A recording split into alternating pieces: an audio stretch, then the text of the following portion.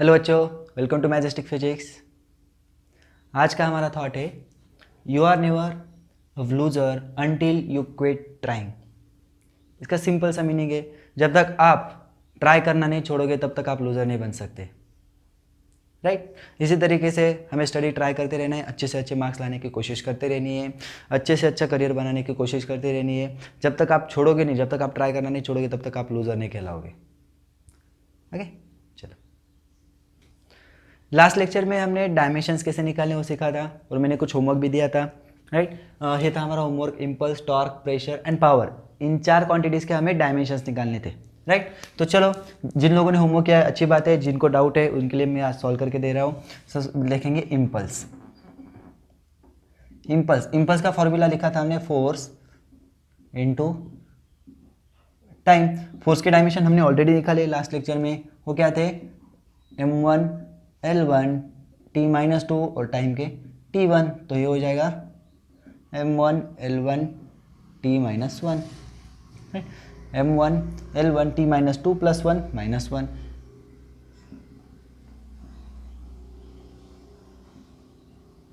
अभी देखेंगे torque. Torque है force into perpendicular distance. So perpendicular छोड़ दो, बस डिस्टेंस पे ध्यान दो। राइट। तो फोर्स के डायमेंशन हमें पता है m1 l1 t-2, डिस्टेंस के डायमेंशन l1। सो ये हो जाएंगे m1 l2 t-2। राइट। ये दोनों नोट कर लीजिए, फिर हम लोग ये दोनों करेंगे। डन। अभी हमें निकालें प्रेशर। प्रेशर है फोर्स अपॉन एरिया। फोर्स के डायमेंशन हमें पता है m1 l1 t-2। Step by step निकालेगा तो अच्छा ही है। Force is equal to mass into acceleration, acceleration is velocity upon time. ऐसे भी करोगे तो भी चलेगा, डायरेक्ट डायमेंशन लिखेंगे तो भी कोई दिक्कत नहीं। एरिया क्या होता है? Length square. सो हो जाएंगे m1 l1 माइनस 2 है, 2 प्लस है, ऊपर जाते वक्त माइनस हो जाएगा। सो 1 माइनस 2 और है t-2, मतलब आएगा हमारा m1 l-1 t-2। ये हो गया प्रेशर। राइट। और अभी लास्ट देखेंगे हम लोग पावर। पावर क्या होता है? सॉरी, डायमेंशन है, पहले हम लोग फॉर्मूला लिखेंगे। Work upon time. वर्क के डायमेंशन हमें पता है m1 l2 t-2 और टाइम के डायमेंशन t1 है, ऊपर जाते हो -1 हो जाएगा। सो ये आएगा m1 l2 t-3, sorry t-3। Okay.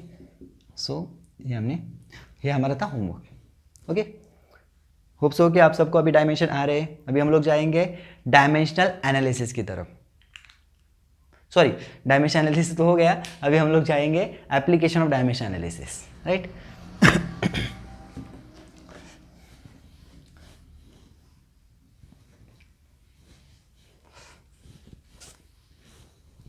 Application और यूजेस ऑफ डायमेंशन एनालिसिस की। ये डायमेंशंस का यूज़ क्या होता है? हमने डायमेंशंस निकालना सीख लिया है कि कोई भी क्वांटिटी दी हो उसमें से क्या करना है हमें, जो फंडामेंटल क्वांटिटीज छुपी है उसमें वो निकालनी है, ढूंढ के निकालनी है। राइट।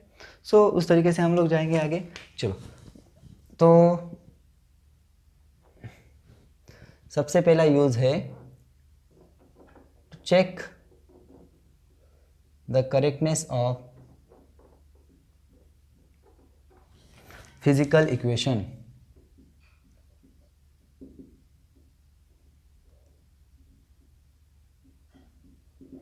फिजिकल इक्वेशन मतलब जो हमारा फॉर्मूला रहता है या फिर इक्वेशन रहती है फॉर्मूला जैसी, जैसे काइनेमेटिकल इक्वेशन से।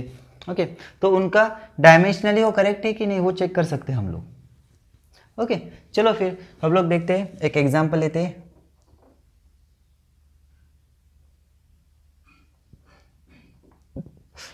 हम लोग ये इक्वेशन लिखेंगे v is equal to u plus a t. v is equal to u plus a t. अभी ये इक्वेशन डायमेंशनली करेक्ट है या नहीं हमें चेक करना है। हमें पता है ये काइनेमेटिकल इक्वेशन है। तो डायमेंशनली करेक्ट का मतलब क्या होता है, तो उसके लिए मैं कुछ चीज़ें बताऊंगा, उस पर अपने ध्यान नहीं दें, फिर हम लोग यहाँ पे आएंगे फिर से। कोई भी अगर क्वांटिटी अगर हम लोग लेते हैं, मतलब P प्लस Q लेते हैं, ओके, सो P अगर मान लो मास है तो Q भी मास होना चाहिए, P अगर टाइम है तो Q भी टाइम होना चाहिए, राइट। मतलब हम लोग मास में मास ऐड कर सकते हैं, इसके इक्वल टू भी क्या आ जाएगा, सपोज ये R आएगा, तो मतलब क्या हो जाएगा, ये मास है, ये मास है, तो मास प्लस मास मास हो जाएगा, ओके। टाइम प्लस टाइम क्या हो जाएगा, टाइम हो जाएगा, ओके। कोई भी दो क्वांटिटीज अगर हमें ऐड करनी है या सब्ट्रैक्ट करनी है, ध्यान में रखिए, कोई भी दो क्वांटिटीज अगर हमें ऐड करनी है या सब्ट्रैक्ट करनी है तो क्वांटिटी सेम होनी चाहिए, राइट। हम लोग दुकान में जाते हैं, हम लोग कुछ खरीदने जाते हैं, शक्कर खरीदने जाते हैं या गेहूँ खरीदने जाते हैं, तो मान लो कोई चीज़ हम लोग 1.5 किलो ले रहे हैं, राइट, तो इसका मतलब क्या, 1 kg plus half kg, right.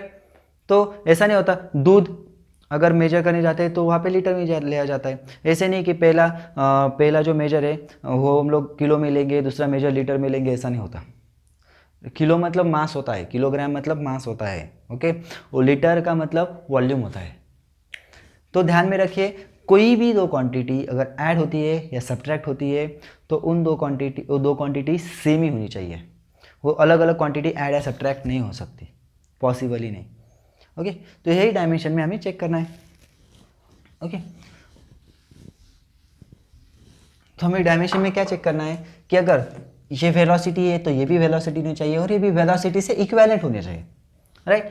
तो हम लोग क्या करेंगे, वेलोसिटी के डायमेंशन निकालेंगे। वेलोसिटी के डायमेंशन हमें पता है L1 T-1, वेलोसिटी के डायमेंशन है L1 T-1। What is U, U is initial velocity, तो इसको भी हम लोग लिख सकते हैं L1 T-1, राइट। और यहाँ पे लिखेंगे हम लोग A मतलब एक्सेलरेशन और T मतलब टाइम।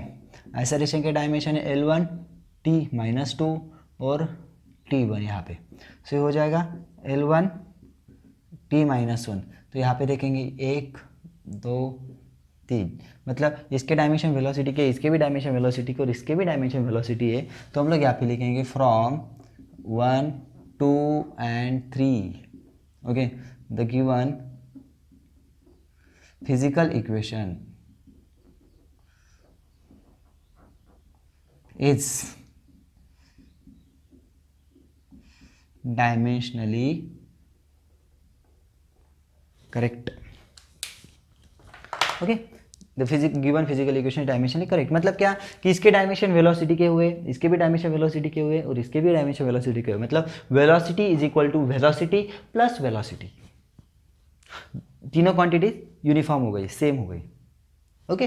चलो चलो नेक्स्ट एग्जांपल हम लोग लेंगे, सेकंड काइनेमेटिक इक्वेशन हम लोग ले सकते हैं। Next v² is equal to u² plus 2as। तो हमें क्या करना है, इसके डायमेंशंस निकालने हैं, इसके डायमेंशंस निकाले और इसके डायमेंशन निकाले। 2 के डायमेंशंस नहीं होते, नंबर्स के डायमेंशन होते नहीं। लास्ट लेक्चर में मैंने बताया था कि डायमेंशन एनालिसिस में हम लोग नंबर्स का स्टडी नहीं कर सकते, डायमेंशन एनालिसिस का ड्रॉबैक है। तो चलो फिर हम लोग देखते हैं यहाँ पे v² के डायमेंशन क्या हो जाएंगे, वेलोसिटी के, मतलब L1 T-1 मतलब ये हो जाएगा L2 T-2, राइट, ये हो गया फर्स्ट। और उसके बाद में हम लोग लेंगे u² मतलब वो भी वेलोसिटी स्क्वायर ही हो गया, सो L1 T-1 राइट। तो इसको हम लोग लिखेंगे यहाँ पे L2 T-2, then as, dimension of 2as मतलब इसको हम लोग लिखेंगे dimension of a into dimension of s। Dimension of a मतलब L1 T-2 और s मतलब लेंथ, डिस्प्लेसमेंट L1, सो हो जाएगा L2 T-2। तो इसका मतलब क्या, फिर से देखिए L2 T-2 L2 T-2 L2 T-2, मतलब हम लोग क्या लिखेंगे यहाँ पे from 1 2 and 3 the given physical equation is dimensionally correct।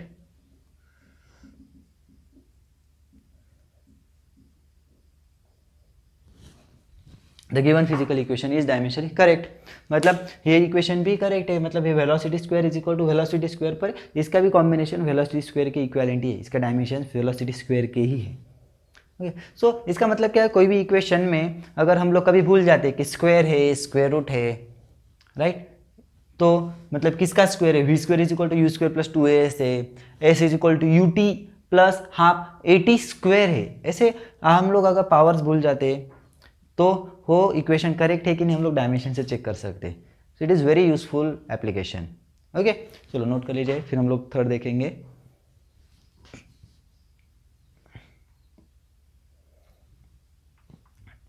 चलो सो थर्ड इक्वेशन, वो भी हम लोग काइनेमेटिक इक्वेशन ही लेंगे कि इसमें ज़्यादातर आपको एग्जाम में काइनेमेटिक इक्वेशन ही आती है, और ये एप्लीकेशन आपको जनरली जब एमसीक्यू सॉल्व करते हैं उसमें कोई भी फिजिकल क्वांटिटी मतलब चेक करने में काम आ सकता है। अगर ऑप्शन से आपको क्वेश्चन सॉल्व नहीं हो रहा है, ओके तो ऐसा कोई क्वेश्चन है, मान लो वो 4 से इक्विवेलेंट है, तो आप कंपेयर कर सकते हो उनके डायमेंशन m1 l1 t-2 है कि नहीं, ऐसे कभी कभी काम आता है।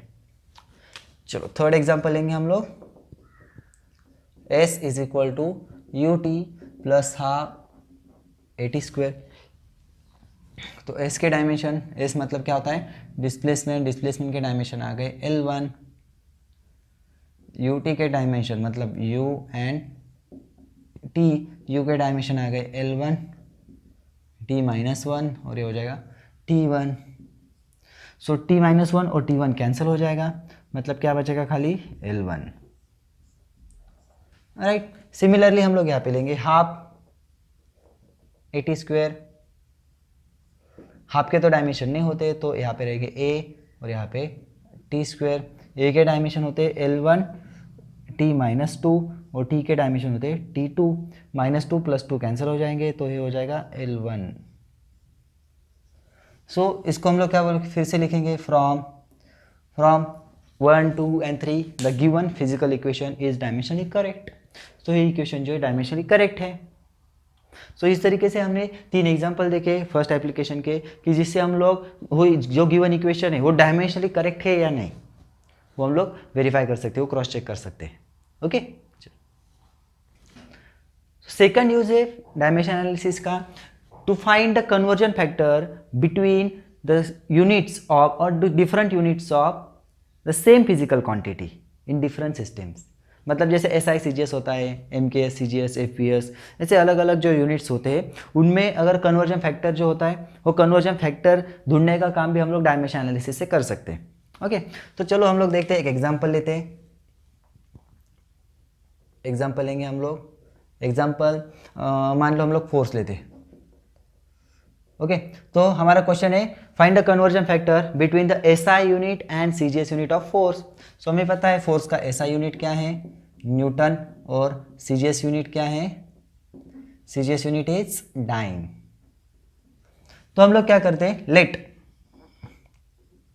1 newton is equal to x dyne, 1 newton is equal to x dyne, तो मतलब हमें x निकालना है। राइट तो हम लोग क्या करते हैं, कुछ थोड़ा सा हम लोग एजम्पशन नहीं बोल सकते, हम लोग कुछ सिंबल्स लेते हैं। ओके सो SI और ये CGS। SI में हम लोग सिंबल यूज करेंगे m1, मास के लिए m1, लेंथ के लिए l1 एंड टाइम के लिए t1। ओके CGS में हम लोग सिंबल्स यूज करेंगे m2, then l2 and t2। So SI में m1 मतलब हम मास किस कौन से यूनिट में मेजर करेंगे, किलोग्राम, CGS में ग्राम, लेंथ मीटर, यहाँ पे सेंटीमीटर, यहाँ पे सेकेंड, यहाँ पे भी सेकेंड, यहाँ पे स्मॉल एस भी लिख सकते हैं हम लोग। राइट तो अभी हम लोग क्या करेंगे, फोर्स के डायमेंशन लिखेंगे। डायमेंशन ऑफ फोर्स क्या है, फोर्स के डायमेंशन है m1 l1 t-2। अभी हम लोग ये इक्वेशन लिखेंगे। अभी ये इक्वेशन में मतलब न्यूटन मतलब क्या है, फोर्स ही है जो SI में मेजर किया है, और डाइन मतलब क्या, वो भी फोर्स ही है जो CGS में मेजर किया है। तो हम लोग क्या करेंगे, 1 न्यूटन मतलब हम लोग यहाँ पे डायमेंशन लिखेंगे m1 l1 t-2। सफिक्स 1 इसलिए लिखा क्योंकि SI में हमने m1 l1 t1 ये सिंबल्स लिए हैं, देखिए यहाँ पे। Okay is equal to x into जो फोर्स डाइन में मेजर किया है। डाइन में, तो क्या होगा वो M1L1T-2। यहाँ पे 2 सफिक्स यूज़ किया, मतलब ये CGS में। ओके, सो अभी हम लोग क्या करेंगे, हमें निकालना है x, तो x के लिए हम लोग एक साइड में ले लेंगे। सो x इज इक्वल टू ये हो जाएगा M1L1T-2 डिवाइडेड बाय M2L2T-2। सो यहाँ पे हम लोग ले लेंगे M1 M2 यहाँ पे हो जाएगा L1/L2 यहाँ पे हो जाएगा T1/T2 अभी हम लोग क्या करेंगे, इन सारे क्वांटिटीज़ के जो यूनिट से वो डालेंगे। M1 का यूनिट है किलोग्राम, सो यहाँ पे हम लोग लिखेंगे kilogram upon gram. Then length metre upon centimetre, और टाइम हो जाएगा second upon second. Second cancel, मतलब टाइम कैंसिल हो गया, क्योंकि same 1 second upon 1 second cancel. अभी 1 मीटर अपॉन 1 सेंटीमीटर, अभी और 1 kilogram upon 1000 gram. So 1 kilogram मतलब कितना होता है 1000 ग्राम, और ये हो जाएगा ग्राम रेज़ टू 1, और ये हो जाएगा 100 सेंटीमीटर अपॉन 1 सेंटीमीटर, राइट। 1 ग्राम कैंसल, ये बचा 1 2 3 0, ये 2 0, मतलब ये हो जाएगा 1 2 3 4 5। सो हमारा आंसर कितना आया, x is equal to 10⁵, x is equal to कितना आया 10⁵, राइट। सो इसका मतलब हम ये जो आंसर है कैसे लिख सकते हैं, 1 newton is equal to 10⁵ dyne. 1 newton is equal to कितना आया 10⁵ डाइन। ओके, इस तरीके से हमने क्या किया, डायमेंशनल एनालिसिस से न्यूटन का SI और CGS यूनिट जो है, इन दोनों में जो रिलेशन है, कन्वर्जन फैक्टर है, वो हमने फाइंड आउट किया। ओके, चलो नोट कर लीजिए।